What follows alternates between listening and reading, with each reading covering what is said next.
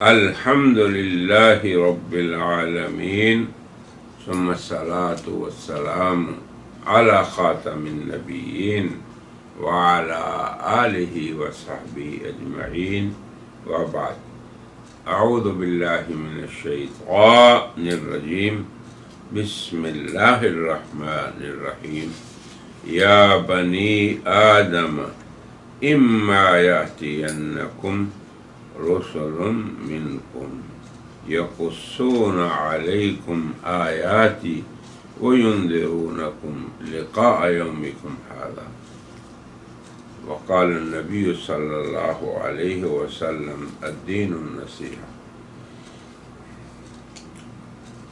محترم سامعین و ناظرین، ہم آپ کے سامنے مرزا غلام احمد قادیانی کے طریقہ ہائے واردات پیش کر رہے تھے کہ وہ کیا کرتے ہیں۔ اللہ کی آیات میں جو جناب محمد رسول اللہ رحمت للعالمین خاتم النبیین پر نازل ہوئی اور انہیں محبت قرآن نے حضرات صحابہ کے سامنے نہ صرف تلاوت کیا بلکہ انہیں تعلیم بھی دی۔ یعلمہم یتلو علیہم آیاتی ویعلمہم الکتاب والحکمہ، یہ دونوں واجب ہیں پیغمبر علیہ السلام کی۔ کیا؟ جو اللہ کی طرف سے نازل ہو اس کی تلاوت کرنا اور پھر انہیں تعلیم دینا۔ تو قرآن حکیم الحمدللہ پورے کا پورا متواتر طور پہ ہر زمانے میں نازل ہوتا رہا، قیامت تک یہی ہوگا، اور اس کے وہ معنی اور مدلول جو جناب رسول اللہ نے حضرات صحابہ کو سمجھائے اور انہوں نے تابعین کو، اتباع تابعین اور اسی طرح امت کے محدثین، مفسرین اور ہر دور کے علماء نے انہیں عام مسلمانوں کے سامنے رکھا۔ تو مرزا غلام احمد قادیانی صاحب کا کردار یہ ہے کہ وہ ان آیات میں اس لیے تعویل کرتے ہیں اپنی طرف سے، تحریف یا تفسیر جسے وہ کہتے ہیں قادیانی، تاکہ اللہ کی ان آیات میں جو معانی متواتر طور پر امت میں موجود ہیں ان کو ہٹ کر سکیں۔ غرض ان کی مسلمات اور مسلمہ عقائد میں تشکیک یعنی شک پیدا کرنے والی ہے۔ تو اس کی ایک مثال اس آیت میں ہے جو ہم نے تلاوت کی۔ ارشاد باری تعالی ہے، سورہ اعراف کی 35 نمبر آیت ہے، یا بنی آدم، اے آدم کی اولاد، اما یاتینکم، اگر تمہارے پاس رسول منکم، تم ہی میں سے رسول آئیں اور وہ تم پہ یقصون علیکم آیاتی، میری آیات کی تلاوت کریں، بیان کریں انہیں، اور تمہیں ڈرائیں، وَيُنذِرُونَكُمْ لِقَاءَ يَوْمِكُمْ هَذَا، تو اللہ سے جو ملاقات کا دن ہے اس سے تمہیں ڈرائیں کہ آخرت کی تیاری کرو، فکر کرو۔ اب دیکھیں اس آیت میں امت کیا کہتی ہے اس کو ہم بعد میں پیش کریں گے، مگر مرزا صاحب کیا چاہتے ہیں وہ سمجھ لیں۔ اس آیت میں رسالت کے برابر جاری رہنے کا بیان ہے، جسے اجرائے نبوت کہتے ہیں، کہ نبوت قیامت تک جاری رہے گی، کیونکہ اللہ کا ارشاد ہے، اے بنی آدم، تم میں تم ہی میں سے رسول آئیں تو تم میں سے جو ان کی اتباع کریں گے پھر ان کے ساتھ اللہ کا یہ معاملہ ہو. لہذا سلسلہ نبوت منقطع نہیں ہوا. اور جناب رسول اللہ فرماتے ہیں انقطعت النبوت والرسالہ، منقطع ہو گیا. اور مرزا صاحب کہتے ہیں نہیں، یہ جاری رہے گا. اس آیت سے قادیانی حضرت خاتم النبیین کے بعد سلسلہ نبوت کے جاری رہنے پہ اس طور پر استدلال کرتے ہیں، جبکہ امر واقعی اور حقیقت حال میں یہ آیت کبھی بھی قادیانیوں کے ادعا کی دلیل نہیں بن سکتی، اور نہ ان کی خاص قسم کی نبوت جسے وہ ذلی کہتے ہیں یا غیر تشریعی کہتے ہیں یا بروزی، اس کی دلیل نہیں بن سکتی. وہ نبوت اکتساب سے ملتی ہے، ریاضت سے ملتی ہے، اطاعت پیغمبر سے ملتی ہے. تو اس آیت میں مخصوص کسی فرد کی نبوت کا ذکر ہرگز نہیں ہے. اور اگر بالفرض و تقدیر یہ اجرائے نبوت کی دلیل بنتی ہوتی تو مرزا غلام احمد قادیانی کی نبوت کی یہ کیسے دلیل بن سکتی ہے؟ یہ تو بنی آدم میں مطلقاً نبوت کے سلسلے کی بیان میں وارد ہے. مرزے کی نبوت تو خاص نبوت ہے، اور وہ ہے امت نبی میں نبی ہونا، وہ ہے ذلی اور بروزی نبی ہونا، وہ ہے غیر تشریعی نبی ہونا، اور وہ ہے ایسے شخص کی نبوت جو کہ اپنے آپ کو مرد بھی نہیں مانتا، بنی آدم ہی میں شمار نہیں کرتا. تو یہ بنی آدم کے بارے میں ہے، مرزا صاحب کے بارے میں ہرگز نہیں. وہ کہتے ہیں کرم خاکی ہوں میرے پیارے، نہ آدم ذات ہوں، میں تو بنی آدم نہیں ہوں بشر کی جائے نفرت اور انسانوں کی آر. یہ ان کا اپنے بارے میں تعارف براہین احمدیہ اور روحانی خزائن دونوں میں موجود ہے. اگر وہ بنی آدم میں سے ہیں اور ہمارا بھی یہی حسن ظن ہے تو اپنی آدمیت کا جھوٹا انکار کریں تو جھوٹا کبھی بھی نبی نہیں ہو سکتا. نبی کے لیے تو اولین شرط اس کا صادق ہونا ہے. نبی کو تو اس کے شدید ترین دشمن بھی صادق مانتے ہیں. پھر اس عام لفظ میں بنی آدم کے ایک خاص فرد، اور وہ ہے مرزا قادیانی غلام احمد، اس کے ساتھ کیا خصوصیت ہے اس آیت کی؟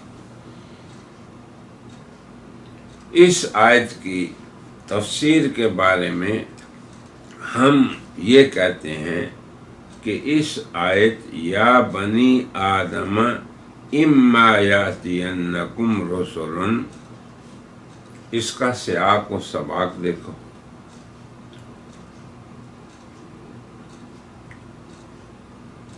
یہاں امت مسلمہ کے لیے کسی نئے حکم پیش آنے والے یا پیش آنے والے کسی نئے امر کی کا بیان نہیں ہو رہا، بلکہ زمانہ ماضی کے واقعے کی حکایت ہو رہی ہے۔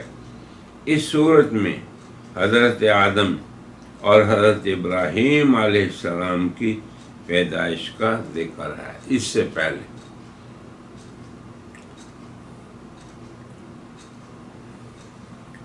قرآن حکیم کی سورہ اعراف کی 35 آیت سے پہلے کیا ذکر ہے؟ آدم کا۔ پھر عمومی انسانوں کو یہ کہا گیا کہ تم یا بنی آدم لا یفتننکم الشیطان، اے آدم کی اولاد تمہیں شیطان فتنے میں نہ ڈال دے، دھوکے میں نہ ڈال دے۔ کما اخرج ابویکم من الجنہ، تو یہ پوری انسانیت کو خطاب ہے، آدم سے لے کے پورے انسانوں کو، کہ تم اپنی زندگی میں شیطان کی اتباع نہ کرنا، اس نے تو تمہارے والدین کو جنت سے نکال دیا۔ تو کہاں یہ حضور کے بعد نبوت اور رسالت کے جاری رہنے کا ذکر ہے؟ اس میں ہمیشہ ہم یہی کہتے ہیں کہ کسی بھی عقل مند کے کلام کو سباق و سیاق کی روشنی میں سمجھنا چاہیے۔ اور قادیانی تو معروف ہے اس امر میں کہ جی 2 صفحے پہلے پڑھو، 2 صفحے بعد میں پڑھو، 3 صفحے پہلے پڑھو، 4 صفحے بعد میں پڑھو۔ یہ تو لوگوں کو ہمیشہ یہی کہتے ہیں کہ بیچ میں سے نہ پڑھو۔ اب ہم یہ کہتے ہیں کہ قرآن حکیم کا اور کسی بھی عاقل کے کلام کو سباق و سیاق کی روشنی میں دیکھا جاتا ہے۔ تو اس سے پہلے کیا ہے؟ اللہ تعالیٰ عموم بنی آدم کو یہ حکم دے رہے ہیں، بلکہ ترغیب اس بات کی دے رہے ہیں کہ تمہیں شیطان کی پیروی نہیں کرنی، وہ تو وہ ہے جس نے تمہارے والدین کو جنت سے نکالا۔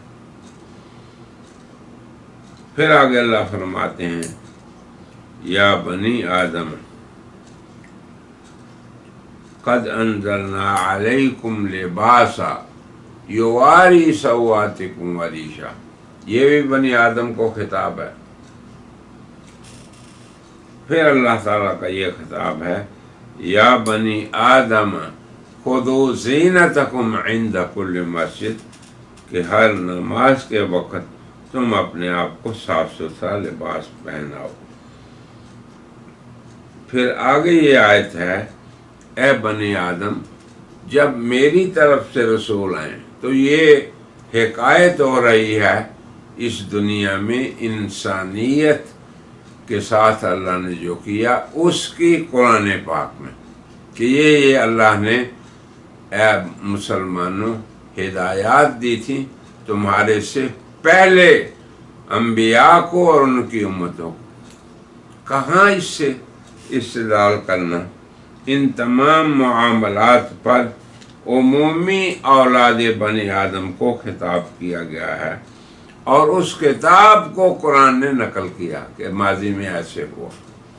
انا للہ و انا الیہ راجعون۔ اللہ نے جو چیز مسلمان امت کے سامنے اور قیامت تک انسانوں کے سامنے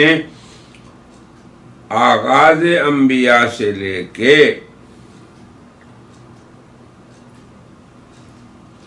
یہ اپنی سنت بیان کی کہ اللہ نے یہ حکم ہر دور میں انسانوں کو دیا کہ تم نے الہ حق اللہ جل جلالہ کی پیروی کرنی ہے اور اپنے ازلی دشمن کی مخالفت کرنی ہے۔ یہ عہد اللہ نے لیا۔ تو یہ بطور قصہ ماضی قرآن میں ذکر ہوا، اس میں امت محمدیہ کو کسی نئے سلسلہ نبوت سے خبردار نہیں کیا گیا، کیونکہ قرآن کا یہ اسلوب ہے کہ امت محمدیہ کو وہ امت دعوت ہوں تو کہتا ہے یا ایھا الناس، اور اگر امت اجابت ہوں تو کہتا ہے یا ایھا الذین آمنوا۔ یہاں اللہ تعالیٰ کے حکم سے وہی سلسلہ نبوت جس کی اللہ نے خبر دی اس کو شروع کر دیا گیا، اور انبیاء آتے رہے، اور آخر میں حضرت خاتم النبیین صلی اللہ علیہ وسلم کی جب آمد ہوئی تو انہوں نے یہ اعلان فرمایا یا ایھا الناس انی رسول اللہ علیکم جمیعا، میں اللہ کی طرف سے تمہارے سب کی طرف اس کا رسول ہوں۔ اس اعلان سے رحمت للعالمین صلی اللہ علیہ وسلم کو تمام جہانوں،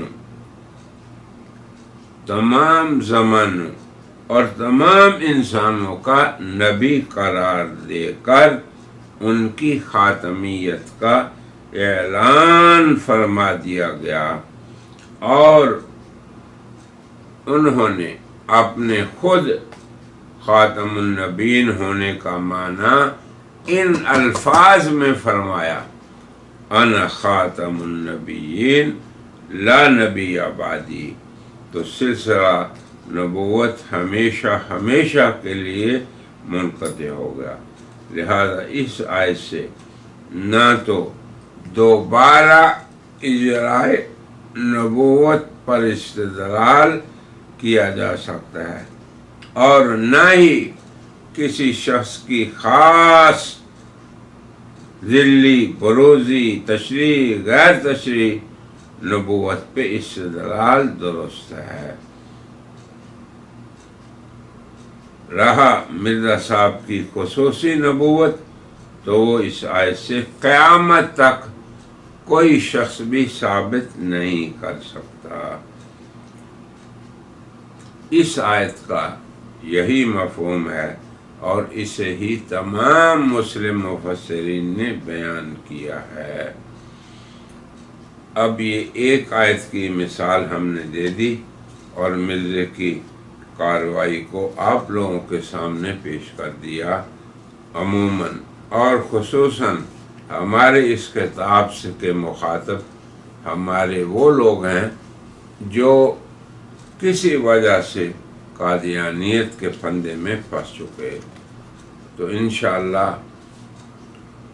اسی طرح ہم ان آیات کو وضاحت ان کی کرتے رہیں گے، تفسیر کرتے رہیں گے، جن سے یہ لوگ نبوت پہ کے اجراء پہ استدلال کرتے ہیں۔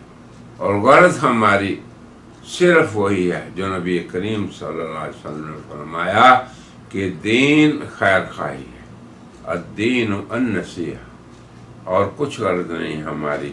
تو اللہ تعالیٰ سے دعا ہے کہ اللہ تعالیٰ ان حضرات کو ہمارے اس خطاب کو سننے اور سمجھنے اور اس پہ عمل کرنے کی توفیق عطا فرمائے، اور ان کے لیے ہدایت کے راستے کو اپنے فضل و کرم سے کھول دے۔